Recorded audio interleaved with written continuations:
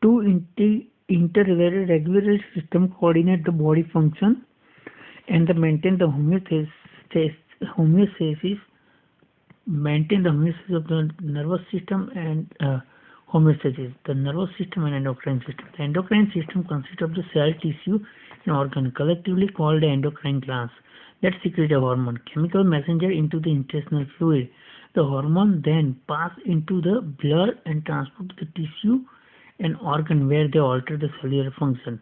In contrast, exocrine glands secretion are carried from the glands by duct and internal or external surface.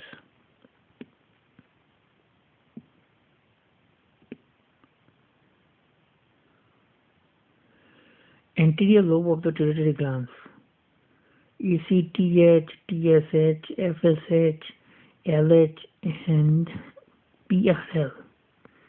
Thalamus, thalamus, and adrenal glands,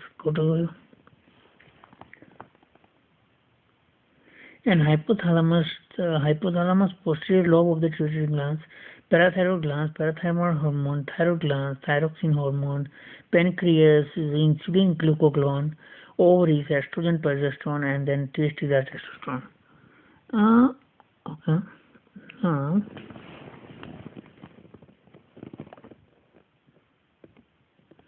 Nature communication, which was described in chapter 8, uses the release of neurotransmitter at the synapse to transmit a signal from the neuron to the another cell.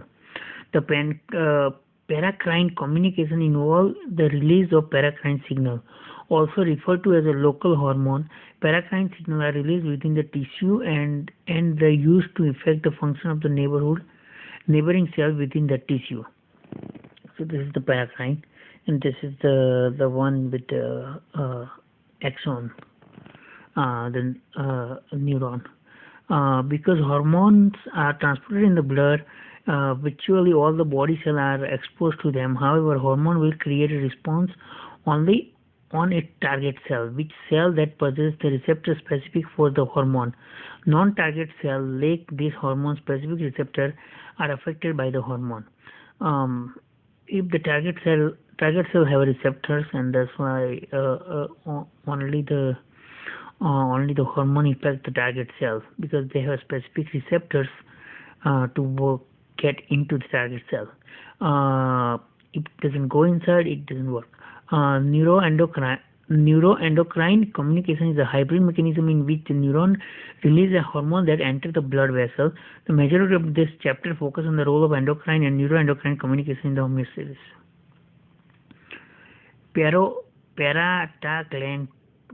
Prostaglandins and leukotrienes.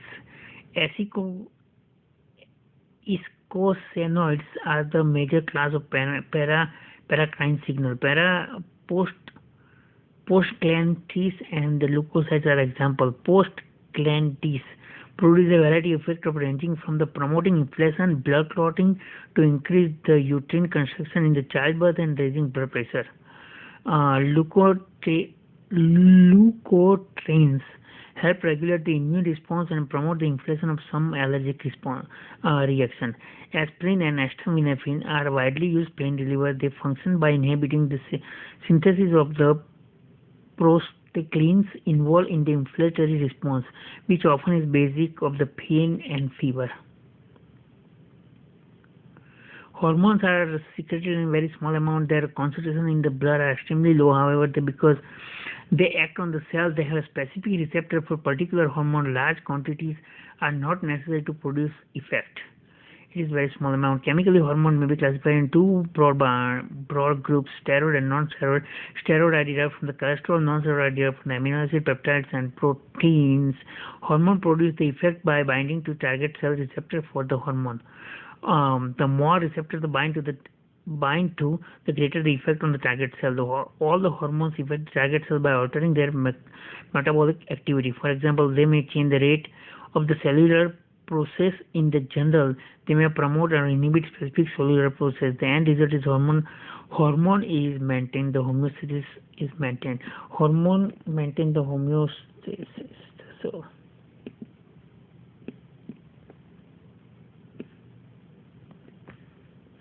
Steroid hormones or thyroid hormones act on the DNA and cell nucleus, affect the gene expression, causing the protein synthesis. Because they are lipid soluble, they can easily move through the phospholipid bilayer of the plasma membrane, enter to the nucleus. After the hormone enters the nucleus, it combines with the intercellular receptor to form a hormone receptor complex. The hormone receptor complex interact with the DNA, activating the specific gene that synthesizes mRNA, which is mRNA. The mRNA exits the nucleus and interact with the ribosome, which result in the synthesis of specific protein, usually enzymes. Then newly from the protein produce a specific effect that is a characteristic of the particular hormone. Certain hormones like the thyroid hormone enter in the mitochondria to affect the DNA in them, and thus the altering metabolism. If it's steroid, non-steroid hormone are protein, peptide or modified amino acids that are not lipid soluble, meaning they cannot pass across the phospholipid bilayer. We will not cover the mechanism of non-steroid hormone. It won't cover the phospholipid bilayer. It cannot go inside, so it cannot do like the steroid hormone can do. Most hormone secretion is usually regulated by negative feedback mechanism that work to maintain the homeostasis. When the blood concentration of the regulated substance begins to decrease, endocrine glands is stimulated to increase the secretion of its hormone. Increase the hormone concentration, stimulate the target cell to raise the blood level of the substance back to its set point. When the substance is returned to its set point, the endocrine glands is no longer stimulated to secrete the hormone, and secretion of the concentration of the hormone decrease.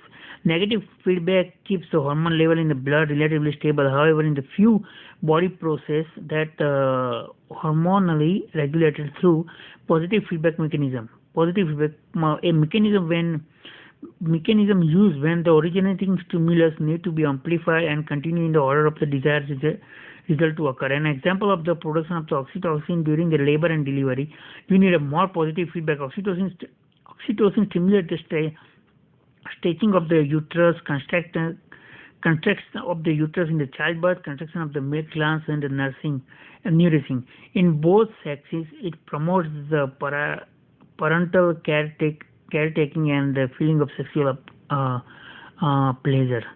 So oxytocin is the one for the positive mechanism. So all other are negative, and it keeps producing it. Now parathyroid glands secrete parathyroid hormone, the most important regulator of the blood calcium level. Parathyroid hormone increases the concentration of the blood calcium by promoting the removal of calcium from the bone by the osteoclast and by the inhibiting the calcium deposition by the osteoblast. Parathyroid acts in kidney, inhibit the excretion of the calcium in the urine, and they trigger the activation of the vitamin D, also a hormone. Both parathyroid and vitamin D increase the calcium absorption by the small intestines.